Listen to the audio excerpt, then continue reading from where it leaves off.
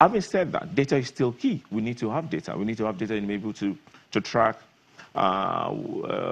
transactions. We need to have data and able to forecast better. We need to have data and able to, for security purposes, we need data more than anything else for ease of movement of people.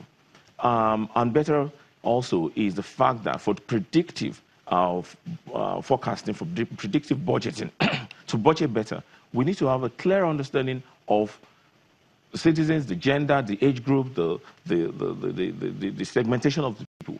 Again, if I take this into also what is going on in terms of legally resident people coming into Nigeria, this also allows for us to be able to actually manage better, because there's now biometrics being introduced into it. Manage better influx of foreigners into Nigeria. So the benefit is just immense. I think. Larry, let's continue this on one area and talk about the digitalizing the Buhari's administration. And folks are interested in how government services work and how we can access it and all of that. Speak to us on what you call the social impact of this digital economy under the Buhari's administration.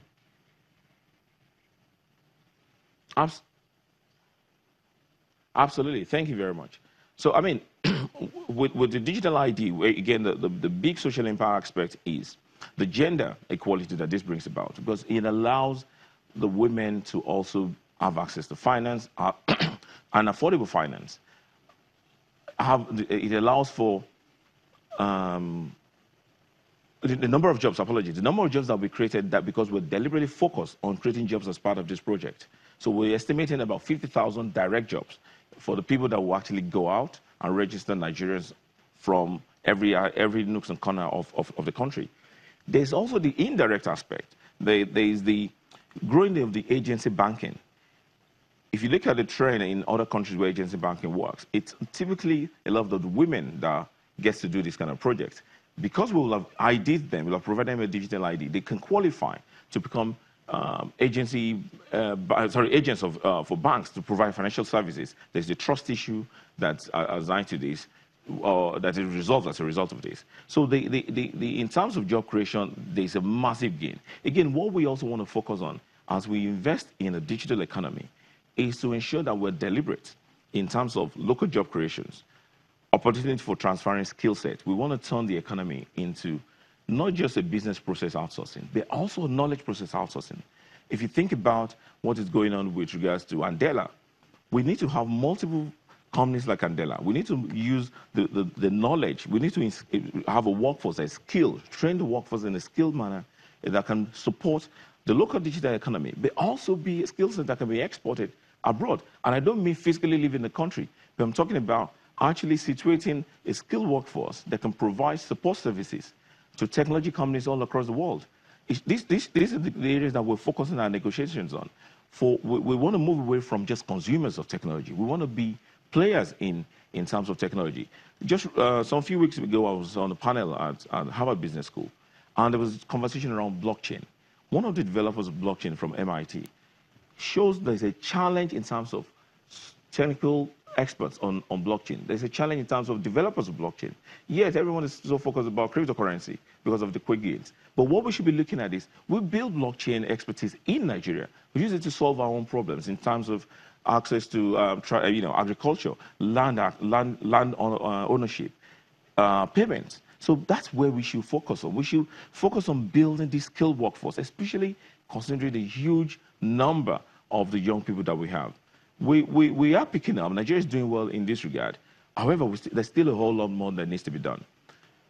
Again, as part of the digital economy, we want to focus on what is also extremely critical, which is the underlying internet, broadband internet penetration. Because without this freeway, it's such a challenge for you as a startup that builds a nice application, but there's no off-taker because of the poor experience.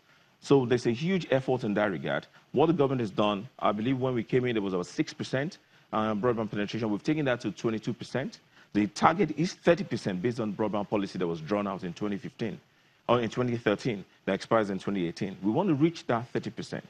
Part of the effort of the administration is around the licensing of Infraco. But we need to do a whole lot more. We need to look at innovative regulatory approach in terms of overcoming the multiple taxation, the right-of-way issues. We need to see how we bring states that are meeting criteria like investing in digital process for running the administration, allowing STEM courses as part of the curriculum in education, focusing on moving in a digital direction. How do we incentivize them? By giving them some funding from the USPF, for example, but also to then they turn them into an investor or a part investor of the fiber going into their state. So there's a long-term benefit for them as a state. These are the work that's ongoing. Again, we're working very much with the development partners to see, because investment in digital infrastructure is such a critical aspect for middle, low-income economies like ours to grow out. Today, I believe it's about 10% contribution to the GDP from the low, which is still a very low base. So I can see a situation where we quadruple or we double the GDP of this nation, and a huge part of this will come from technology, without a shadow of a doubt. We have the workforce, we have the interest, and we have to leverage it. And that's a big focus of our administration.